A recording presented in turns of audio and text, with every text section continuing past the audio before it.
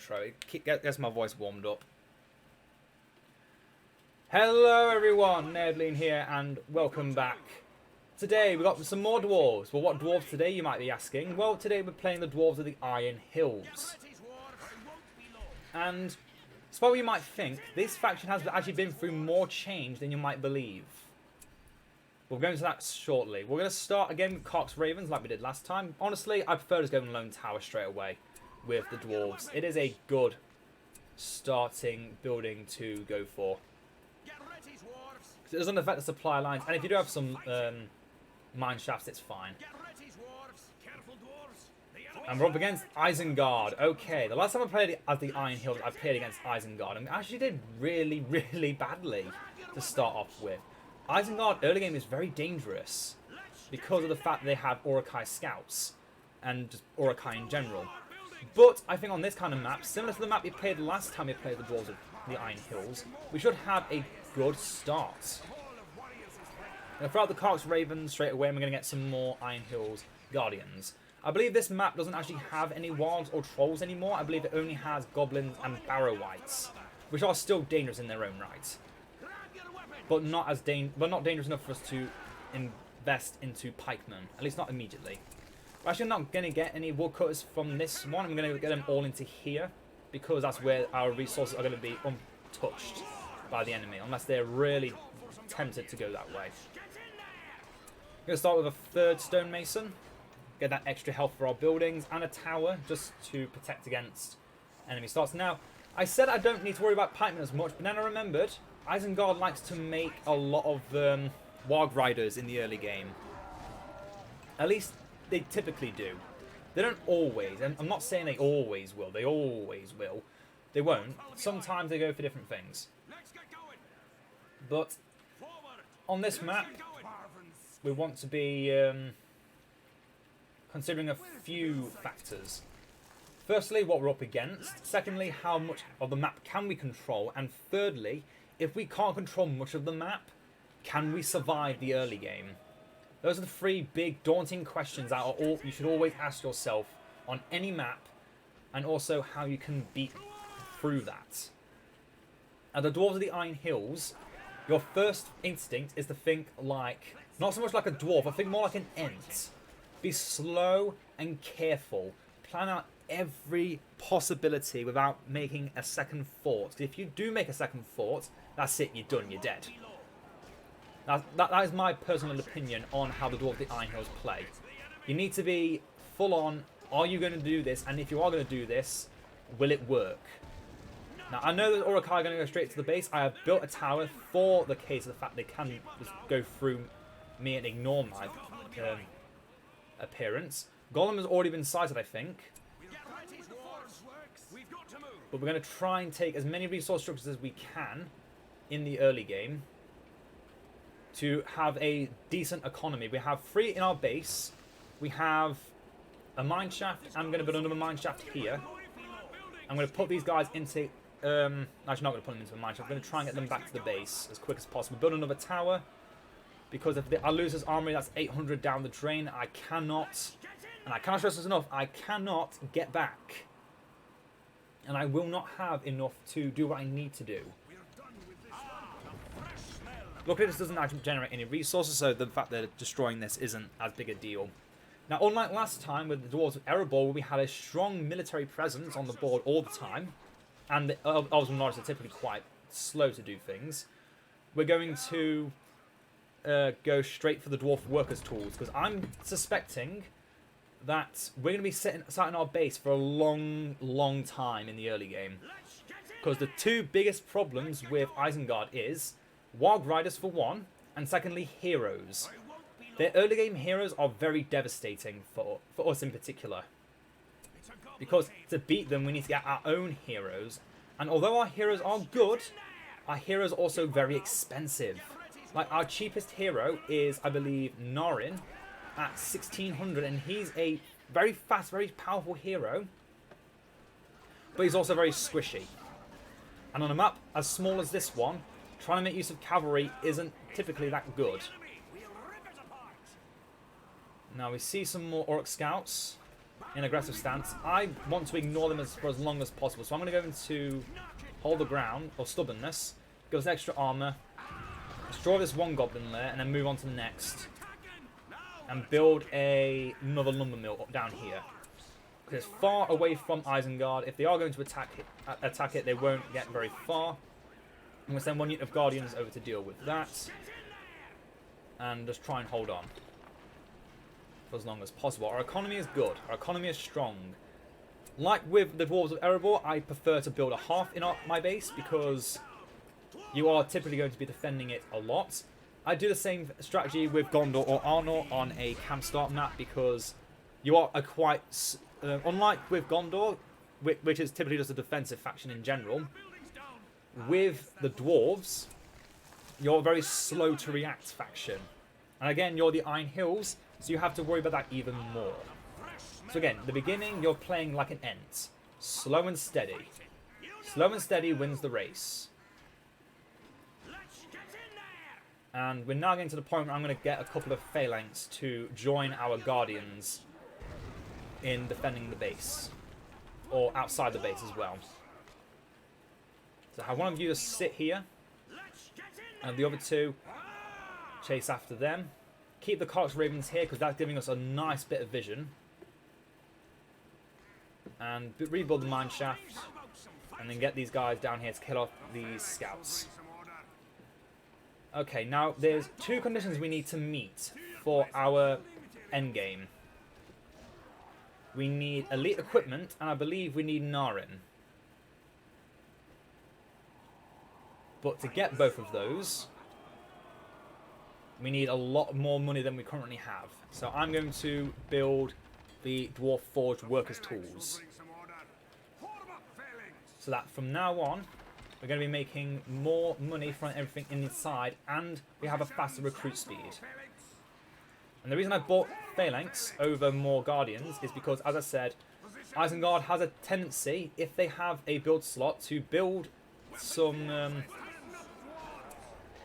problematic units, the Wargs. Yep, right on cue. And while they just cut straight through my Dwarf Warriors and then can just run out and do the same thing again over and over and over, against the Phalanx, they get one charge, and that's it. After that, they can expect no quarter. And then with our block stance, we get extra damage and armor. Not just the extra armor, we actually get extra damage too. And look at that, those wargs are very quickly being cut to pieces. And our Phalanx are holding our ground against those scouts relatively well. Not greatly. I don't expect them to beat the Phalanx, the Phalanx to beat the scouts in hand-to-hand, one-on-one. But together with the rest of our faction, I believe they will. Okay, we're going to get one scout just so I can double check on what exactly I need. If I don't need what I think I don't need, then I'm not going to get it. But if I do need it, then I will have to pay for it. We're seeing some Wildmen over here, so they must have been messing with this Barrow White over here. I don't want to annoy that Barrow White or its Slayer, because then it will be after my buildings.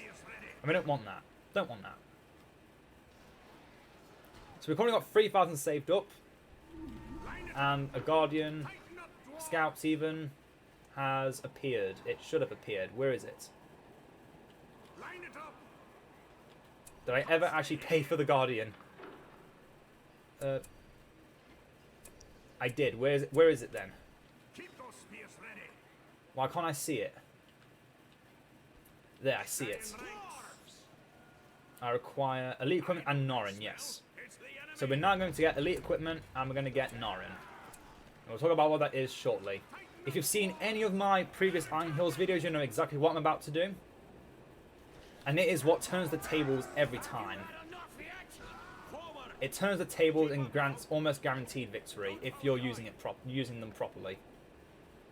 It is a very risky play, and again, it could get us killed. But so far, we've been relatively quiet in our approach to things, and they've not had any problems. Just slowly walk away. Just slowly walk away. Back into the base. Get these other 2 scouts up and operational. Kill off these wargs. Good, good. Now everyone back to the base so you can heal up. Because now all we need to do is wait. We've done all our preparations. The enemy has not come to attack me. We're in the perfect position now to do whatever I want. Which is turn this 1 scout into the Ram Riders of the Iron Hills. Now, way back in the beginning of the Dwarves being introduced, the Dwarves at the Iron Hills had a different scout hero. They actually had a scout hero called Bilbo. But then that got removed, and they then got the Scouts of the Iron Hills, which you can get a total of 3 of, which is cool. Yeah, it's cool. They're fastest moving scout hero in the game. But the most unique thing about them is that with certain requirements met, you can then upgrade them to become full cavalry units. No longer just a single entity, they are now a full unit of cavalry. And then once we hit all 3, I think the other one recruiting, I don't know. I'm not able to select it because it's kind of in the middle now. There we go. Now we've got all 3 units of Ram Riders. You guys go back into the base. You've done good. You've done good. You deserve a break. And now all we need to do now is keep building up our economy, and so we can eventually get upgrades. Yeah, these Ram Riders, not only are they quick, but their trample reduces damage for anyone who gets hit by them. So, a petty unit of elite troops like Uruk-hai, or just basic troops like Uruk-hai, even. If they get trampled, that's it. They're doing less damage, and if that's in melee, not only are they getting trampled, so they're actually losing an attack or 2 before they stand back up. If they ever do stand back up, by the way, they just got trampled and died. Trampled and died. And yeah, it just makes the Iron Hills such an easy faction to maneuver with. And again, you're the only faction that actually gets this kind of cavalry for the Dwarves. Otherwise, you have to get battle wagons, and battle wagons are not easy to get because you need the forge, and then you need to upgrade them to make them good. These Ram Riders are immediately amazing, and they're just cutting through everything. Hello, Banana King. It's good to know I'm helping you learn the factions. And as I've said already with these dwarves, you start off so slow, you forget how to how things start off with. You have to think of your approach being that slow, steady start. But then once you get the Ram Riders, you can rush around and do whatever you want. Honestly, you have the most freedom with the Iron Hills once you get the Ram Riders. You have such freedom to do whatever you want. And because the Ram Riders are very, very fast, if the enemy goes full pikemen, you just go full guardians, and then you kill them. Because pikemen versus guardians, they're guaranteed to lose. Like almost always guaranteed to lose. There's like a 1 in a million chance they won't lose, and that's when they're fully upgraded, with their heroes on their backs, with crossbowmen protecting them, and then Wild Riders as well. If they got Wild Riders, go for a few phalanx yourself. You don't need to go all phalanx though.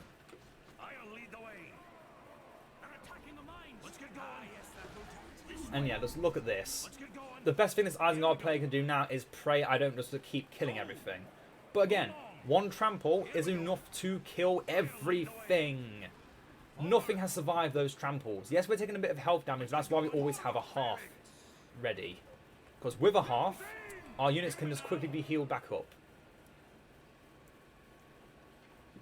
However, another thing to mention about the Dwarves of the Iron Hills is their secondary outpost, if you ever want to get a secondary outpost, doesn't have the ability to heal your troops. So you can't use them as a healing fountain. And again, that's why you go for the base That's why you go for the basic outpost. Again, because line of defenses is amazing. Everything about having those things is amazing. Why would you ever want to go for anything else? In my deep, honest opinion. I see no reason why you should ever go for the special outposts with the Dwarves, because the special outpost does so little for you. It is so inefficient. Now, let's see if these ramrods can kill a white. I'm not sensing hope here. I'm sensing fear. But we're doing it. Look at that. Most of that was Narin.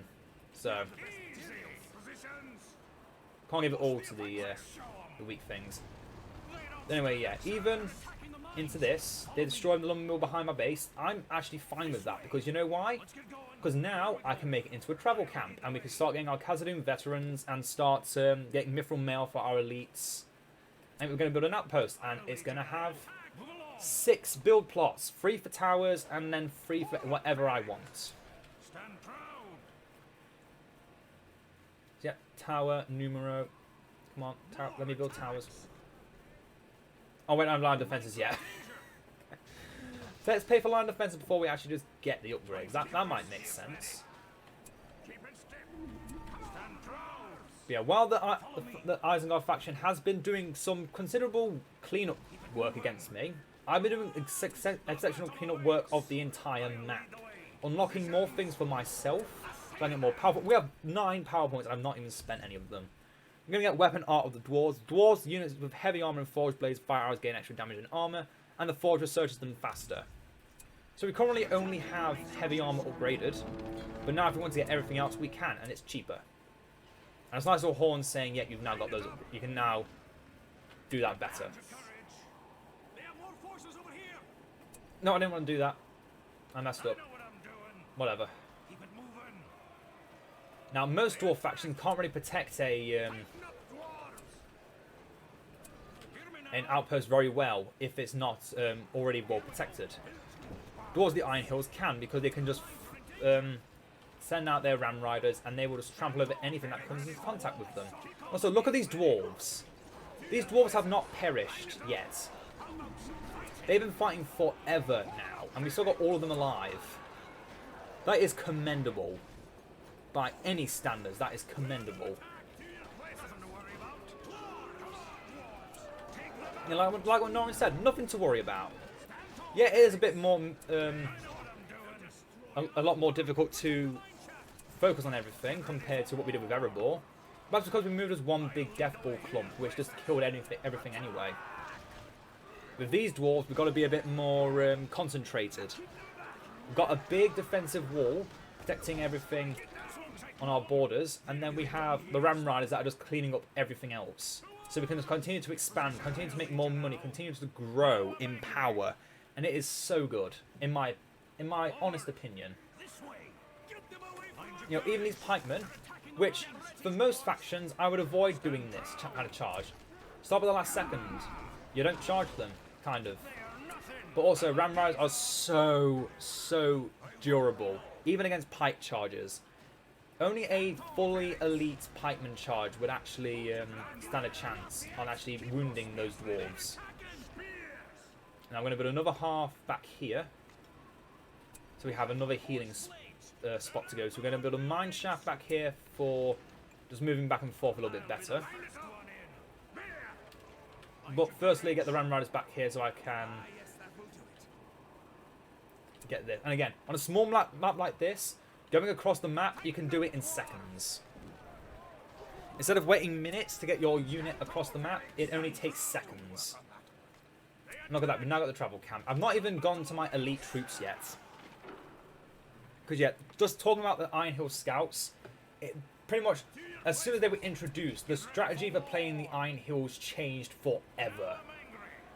I honestly do not see, I honestly cannot remember the way the Dwarves of the Iron Hills played before the Ram Riders, other than just playing them the same as every other Dwarf faction. Stack up your elite troops, just run against anything with all your powerful heroes and win the game. But Murin and Drar actually got updated in one of the most recent patches after the Siege patch. So they've actually had a very recent update that makes them more valuable to the faction as a whole. Now then, these guys can all go into the base, and then can heal for a bit. I think all 5 of those units are still alive, by the way. I'm fairly certain that all 5 units were there. And yeah, we're going to build another tower here and a half over here. We're going to move this half so we can build a mine shaft so we have more access to and from the base. And all 5 units of our starting infantry is still alive. I've kept them alive this entire game. Where when I was playing as the Dwarves of Erebor, sorry, when we played the Dwarves of Erebor, we had a slightly harder time keeping everything alive. But this time, oh, how the turn of tables. I love saying that wrong because it's funny. Laugh with me.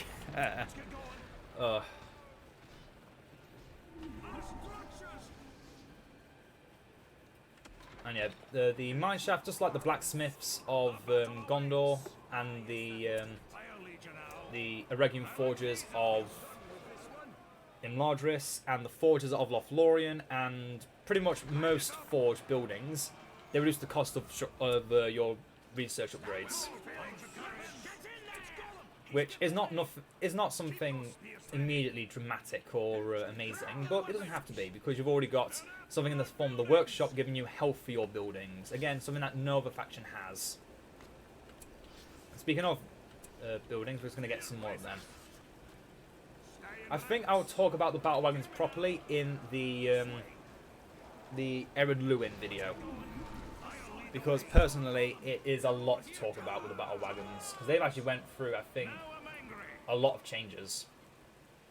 But yeah, Narin, along with the scouts, were actually introduced around, I think around the same time as Angmar, because that's when the Iron Hills got their major changes, because the Iron Hills Bastion got changed. Well, no, not the Iron Hills, the Ered Mithrin Bastion got changed. And I know many people who are eventually going to talk in the comments saying, oh, we haven't shown off in Erebor, you haven't shown off the Men of Dale. Don't worry, I'm going to show it off in Ered Luin as well. The main thing about Erebor was talking about the ring. The main thing of Iron Hills is talking about the Ram Riders and Murin and Drar getting changed. The main thing about the Ered Luin is that they've had very little changes. They're the faction that have had the least changes. The biggest change they had was the ring hero change. That was it. Honestly, that and their units getting changed. That was the only 2 things that I can actually think off on the top of my head that were unique to the Dwarves of the Ered Luin.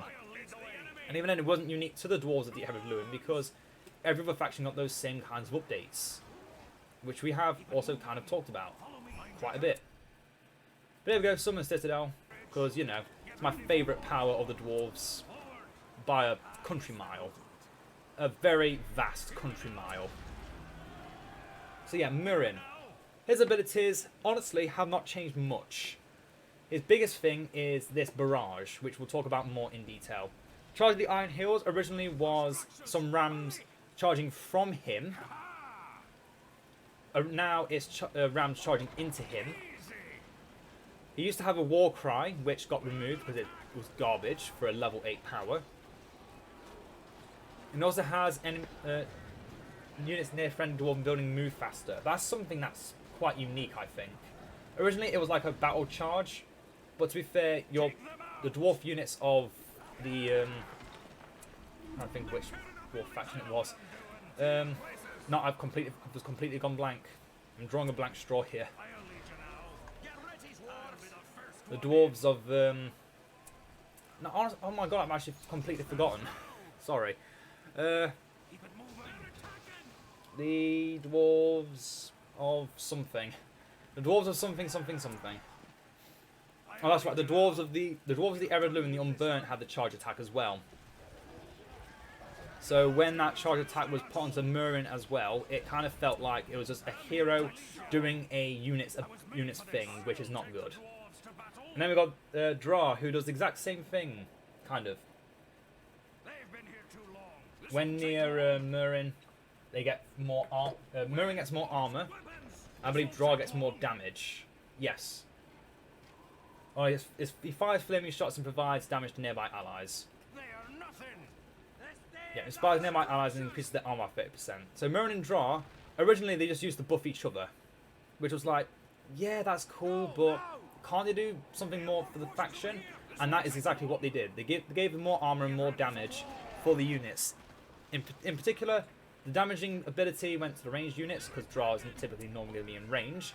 And Murin giving the units armor, which is what you normally have with your basic units of the Dwarves, is just lots and lots and lots and lots and lots of armor, which is very good. It's very, very good. Throughout a tower, just keep them at bay so I can keep talking. So yeah, they got changed. Drar originally, his fire arrow had to be a click ability, and it was only temporary, and I really did not like it. So he got changed, and now he's got a pavas, and he's also got his pavas because he was changed to a crossbowman when the Dwarves, the Iron Hills, and Ered Luin switched out who had crossbows and who didn't have crossbows. Gonna have twin axe wielding Khazad-dûm vets, but they're gonna go straight into the armory anyway, so it doesn't matter what they get. Drar got a new ability, Focus Fire. Marks an enemy hero or building, increases the damage of all dwarves in its vicinity. If the target is destroyed, nearby allies will temporarily gain experience. So he kind of became the siege hero, who does the most damage to siege, or improves units of siege. And then his final ability, Blinding Barrage. Range of archers, machines, and structures in the area is reduced by 50% for 30 seconds, with great range. By great range, they mean literally you can fire it from across the map. I believe that's the same for Murin's barrage, but it doesn't say it. But yeah, the fact it just weakens all ranged units, as a dwarf faction, that is so necessary. And then the fact you can also, then with Murin, who originally had a fear effect, now is a barrage, which does a lot of damage. Don't believe it says medium damage. That is, any low tier units that is unupgraded will die to that barrage. Believe it. Give Dain some armor while we're at it. See, that's pretty much everything about Murin and Drar. They got big changes, and I believe, without a doubt in my mind, that they got changed for the better. Other than that, there's only Foreign Stonehelm, which we've already talked about in, or we've already shown in the Erebor video. It's exactly the same hero, just in a different faction with slightly different colour. That's about it. Now we have come to Dain Ironfoot. We just consider just sodding off. So firstly, he originally was a more defensive hero, then became a far more aggressive hero with his abilities. Rising Rage, because obviously he's younger, so it makes sense for him to be more aggressive and more powerful the more he fights. Like in the Battle of Five Armies. So Rising Rage, after 10 seconds it strikes throw enemies to the ground, and every attack he gets stronger against units or heroes. After 5 attacks he gains armor, then knocks enemies back, and then Rage fades after 20 seconds of not attacking. Rupturing Strike makes the ground shake, so shakes enemies off the ground. Only can use at full range, can he mount his boar and attack everyone in the area. So it's not a permanent mount, it's a temporary mount, which obviously you don't need as much of because you've got the Ram Riders. And then you've got the Armies of the Iron Hills, which, if it's on his boar, summons Ram Riders, but it's also instead summons Iron Breakers. Originally, this was the ability that the Dwarves of Erebor had. They would summon an army, while the Dwarves of the Iron Hills would summon a building. Then they swapped it around, and then they got rid of the building aspect altogether for the... they got rid of the buildings for during the 7th to have his fame. But yeah, that's pretty much all the Iron Hills. Again, like Erebor, not really much to talk about as a whole, but in certain categories there were definitely changes. The Dwarves at Iron Hills are the defensive faction. Their Guardians had the ability Stubbornness, which I talked about, which gives them extra armor. And obviously they also gain the Ram Riders, which gives them more aggression. So really, the Dwarves of the Iron Hills are the more balanced around their units, not their heroes. Their heroes just give them more stuff. I don't know why I'm doing all this off my hands. All that stuff. So yeah, a lot quicker, 20 minutes quicker than with the Dwarves of the Erebor, which is what I hopes for, because the last time we played as the Dwarves of the Iron Hills, it took me 2 hours to beat a Gondor. I did not want to repeat that, so I'm glad we finished it nice and quick. So yeah, again, the Iron Hills, all the changes I talked about are changes that were specific to them, not specific to Dwarves as a whole.